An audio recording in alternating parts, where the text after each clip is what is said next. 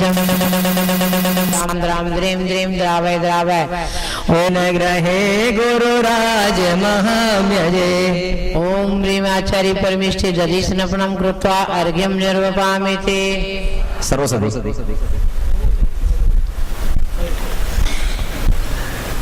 राम राम द्रीम द्रीम द्रावय द्रावय ओम ह्रीम आचार्य परमेष्टि बिंबिभ्यां सर्वसदि स्नपनं करोमि स्वाहा उदक चंदन तांदूल पुष्पके चारु सदिगा नरवांकुले जिन ग्रहे गुरुराज आचार्य शांति सागर जी महाराज की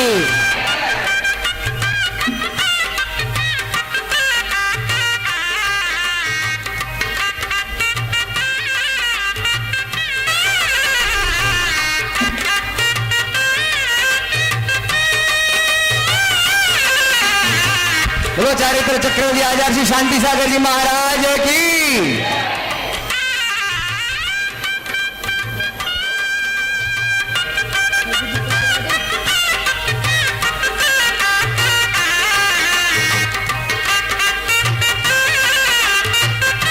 ज्ञान की ज्योति प्रकट करते हुए हमारे मेहमान सभी का बहुत बहुत धन्यवाद।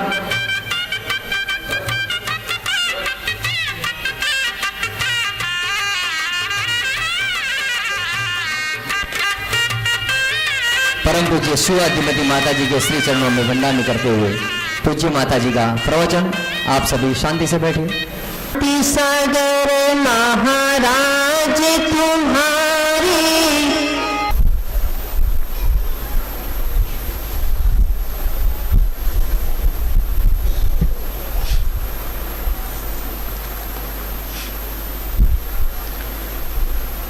धैर्य महाशैर विसुका करो हित करो धर्मं बुदाश्चिन्वते धर्मेणैव समाप्यते शिव सुखं धर्माय तस्मै नमः। धर्मानास्य परं सहद भवव्रता धर्मस्य मूलं दया धर्मे चेतमहं ददे प्रतिदिनं हे धर्म मां पालय हे धर्म मां पालय। बोलिए महावीर भगवान की। चारित्र चक्रवर्ती आचार्य श्री शांति सागर जी महाराज के परम पूज्य वर्तमान पट्टाचार्य संत शिरोमणि गुरुदेव आचार्य अभिनंदन सागर जी महाराज के परम पूज्य परम उपकारी दीक्षा दाता गुरुवर मुनि श्री दया सागर जी महाराज के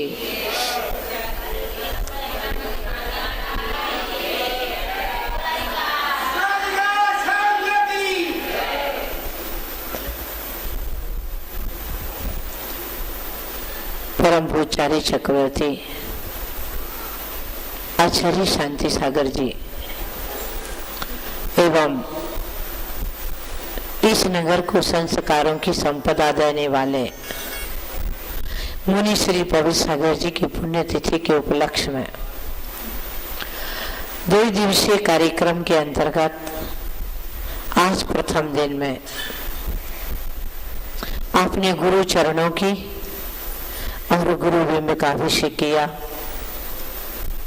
और कल इसी श्रृंखला में आप विनयांजलि के माध्यम से गुरु के जीवन के वह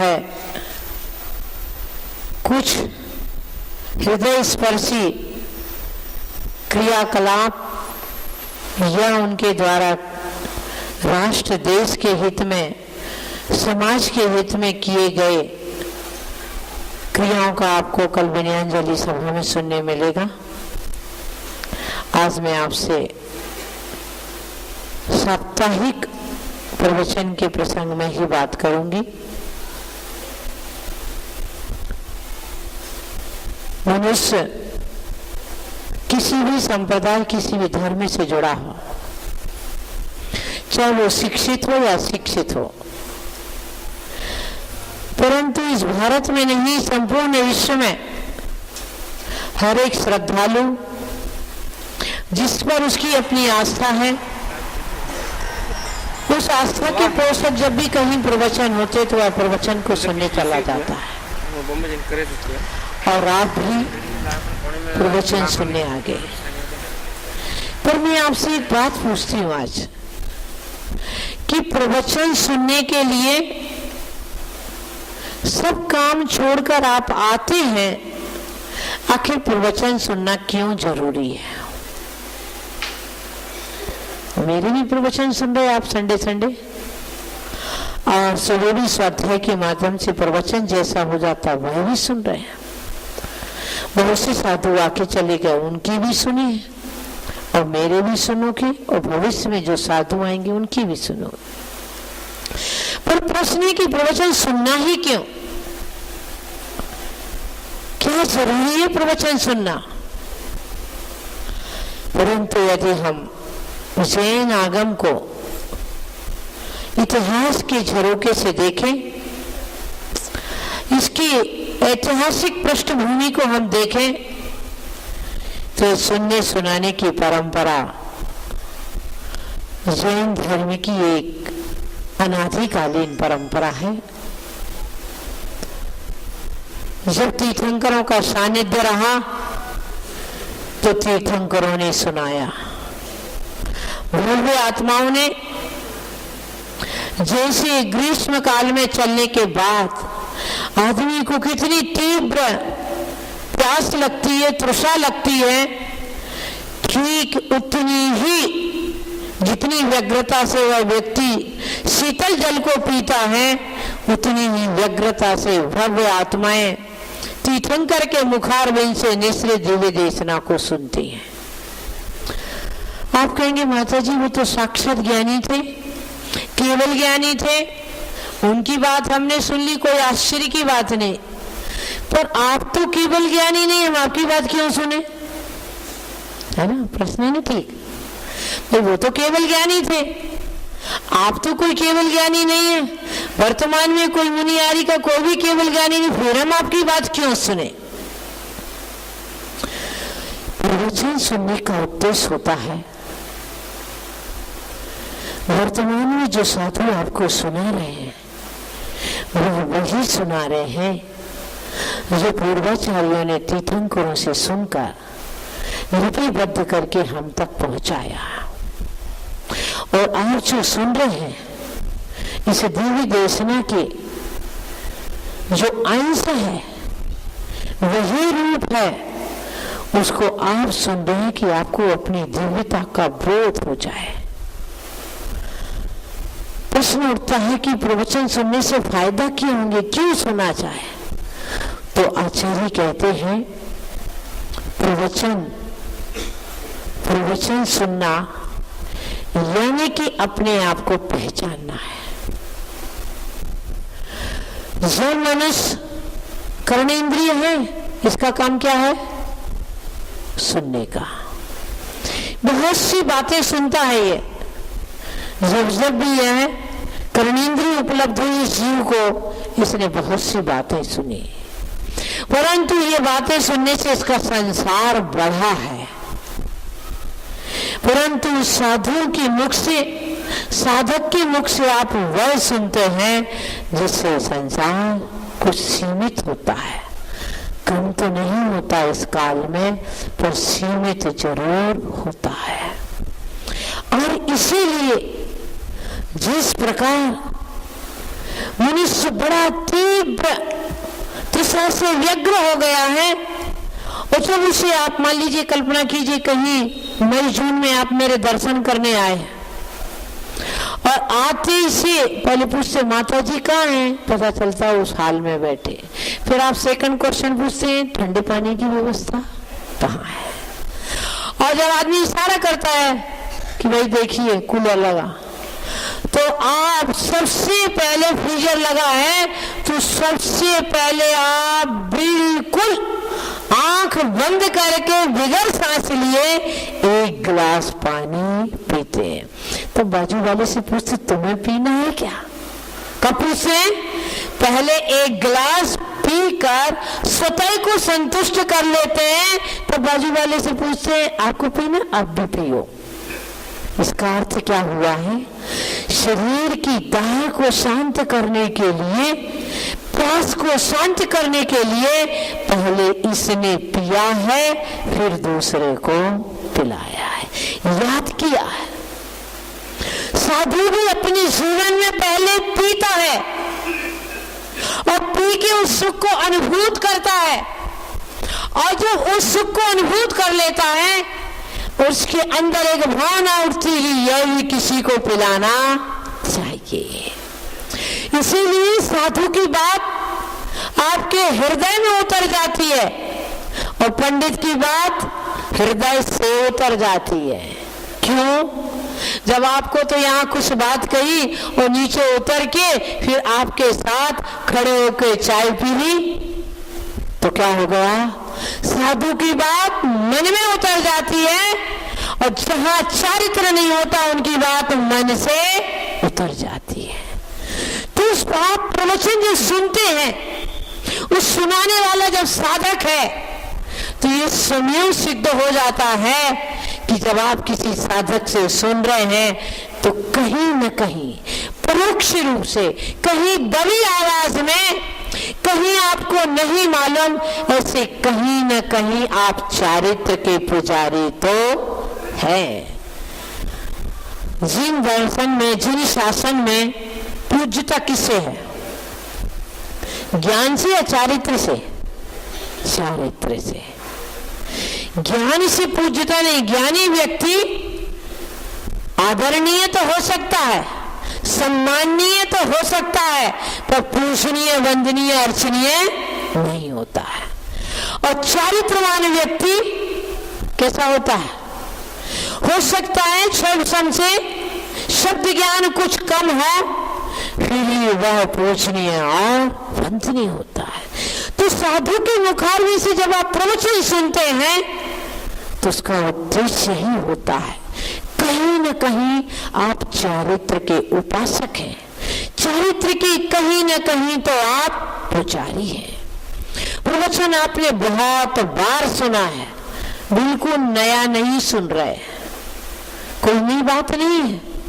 छड़ाला में क्या कहते? वही मैं कह रहा हूं जो क्या है मुनियों ने कही है। वो भी नहीं कह रही कि मैं कुछ नया कह रहा हूं, जो कुछ उन्होंने कहा है वही कह रहा हूं, ठीक उसी प्रकार मैं भी वही कह रही हूं जो पूर्वों ने कहा। परंतु प्रश्न आज आपकी तरफ से है कि पूर्वज ने जो सुना था उसको सुन के उतारा था, आपने उतार के रख दिया है। क्या है? पूर्वजों ने जो सुना था तो उतारा था, आपने उतार के रख दिया है। प्रवचन सुनने के बाद सबसे पहले एक ही फल होनी चाहिए कि कषाय थोड़ी सी मंद होनी चाहिए, इतनी तीव्र कषाय ना रहे कि यह जीव आक्रोश में आकर देव शास्त्र गुरु की असाधना कर दे।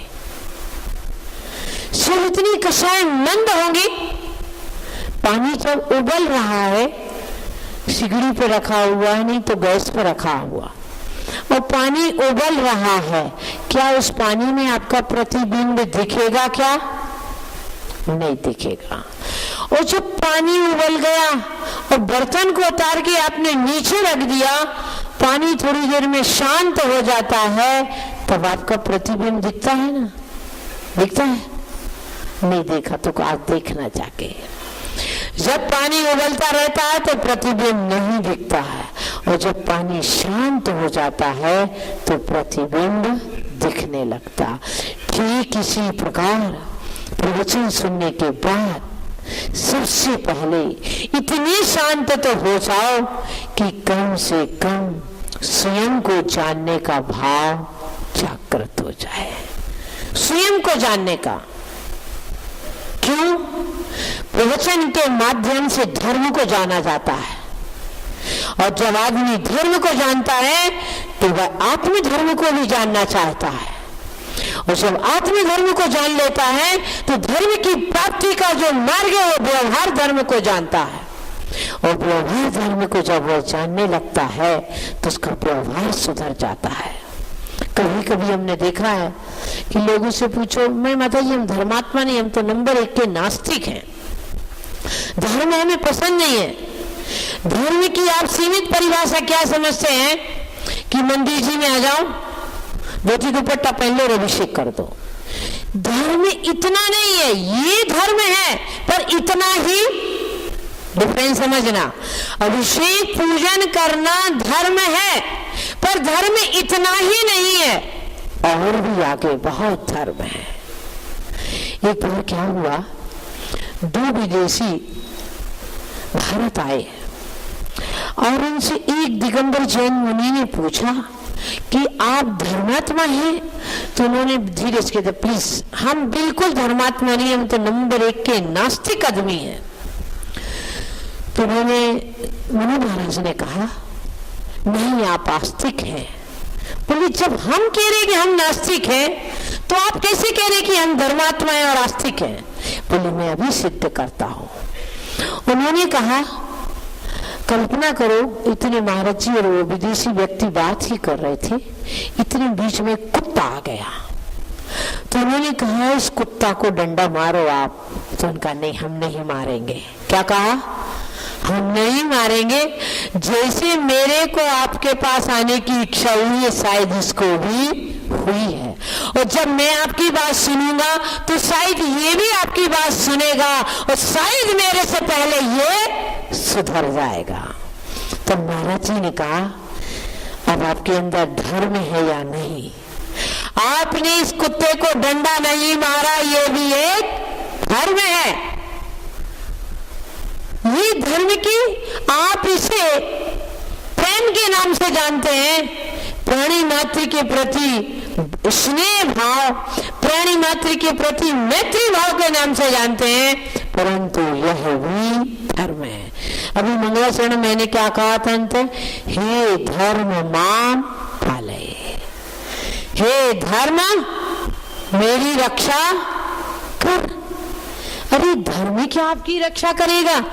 आप तो कहोगे माता जी साधु महाराज जी प्रवचन में कहते हैं तुम धर्म की रक्षा करो। जो धर्म हमारे ऊपर आश्रित है वह धर्म हमारी रक्षा क्या करेगा?